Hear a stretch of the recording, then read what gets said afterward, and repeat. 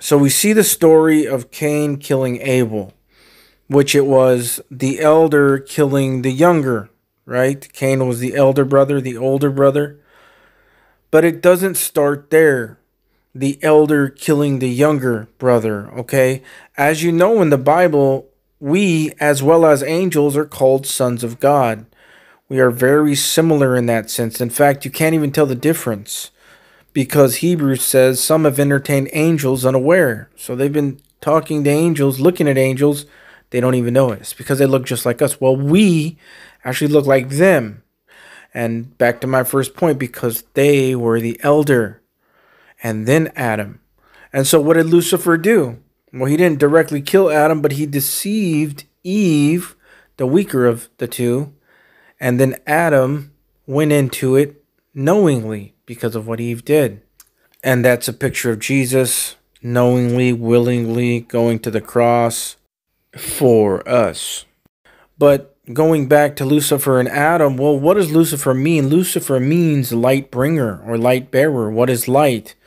Well, light is synonymous with light, knowledge, wisdom. And I believe that Lucifer and angels were supposed to serve Adam and Eve as the younger, as the one with less intelligence, less knowledge, less wisdom. And what ended up happening is the same story that happened with Cain, pretty much. The elder, for whatever reasons, whether it was jealousy or vanity or maybe all of it, had his younger killed. So that story, my whole point is that story of the elder killing the younger doesn't start with Cain and Abel. It started with Lucifer and Adam and Eve, the elder and the younger. And so what do we see today? We see that same exact story. We see the kings of the earth and the rulers taking counsel against the Lord and his anointed. So they have this special knowledge, the special wisdom. Goes back to the garden, the tree of the knowledge of good and evil. And with this knowledge, with this Luciferian knowledge, right, that they're getting from Lucifer and fallen angels, they are able to deceive the masses. Just like Lucifer deceived Eve, the woman, they're taking the same role in the same pattern with the rest of humanity. You know, most of us understand that the people way at the top with this special knowledge and the money and all this stuff, they are a certain bloodline, and they're all closely connected through this bloodline. And this whole thing goes all the way back to Adam and Eve. It's the same exact storyline. I mean, exactly. You know, when you look at a Hebrew year, it's 360 days, which is 360 degrees, a full circle. You know, you look in the book of Genesis, the beginnings, and you're in a garden with the tree, right? And then you go to Revelation and you end up the same place, very similar setting, situation, everything, garden, a tree, right?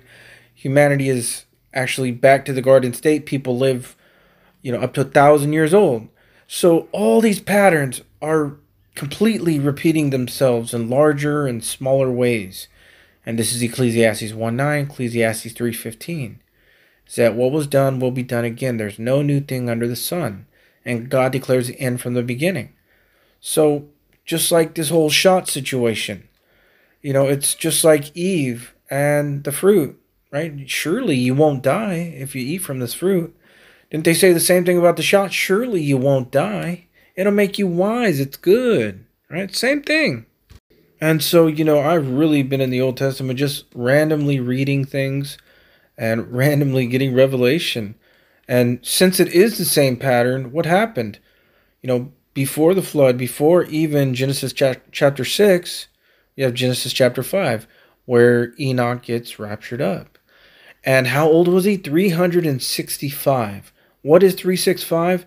That's a Gentile year on a Gregorian calendar that we're on. Their years weren't 365 back then. Ours today are 365 days. A picture of a Gentile clock that we're on right now, the Gregorian. And Enoch, what happened to him? Well, he was raptured before everything, pretty much, right? And he was raptured in chapter 5. Well, 5 is a number for grace. We're in the dispensation of grace right now. So the dispensation of grace ended. And then we talk about Noah in the 6th chapter. 6 is the number for man, and the flood and all that stuff, right? So we're close, but we're not quite there yet. I believe it's 2024, 2025. But yeah, I mean, the patterns, once you see everything just repeats itself, yeah, you know what's up then. Now, here's the fascinating thing, which to me is the final proof that that book is the Word of God.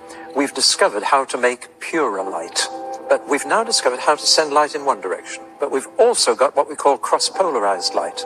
A polarized filter, if you can imagine, allows light through, but if you put another polarized filter at right angles to that, you've really got a very fine filter. Now, people have taken jewels and precious stones and cut a very thin slice for microscopic purposes, then shone cross-polarized light through them to see what happens. And one of two entirely different things happens with every jewel: anisotropic jewels and isotropic jewels. Some jewels, in pure light, whatever their color to begin with, they may be red, blue, or green, turn into all the colors of the rainbow and the most fantastic patterns. Other precious stones, in pure light, lose all their color, just go black. Example, diamonds, in pure light, are nothing. Rubies just lose everything. Now, here's the fascinating thing. The 12 precious stones that God uses to build the New Jerusalem are all anisotropic. In pure light, they are all far more beautiful. Who knew this 2,000 years ago? No scientist knew it. Nobody knew it. John the Apostle, writing down the book of Revelation as the Lord dictated it to him, he didn't know. Nobody knew except one person in the entire universe, and he knew, and that was God himself.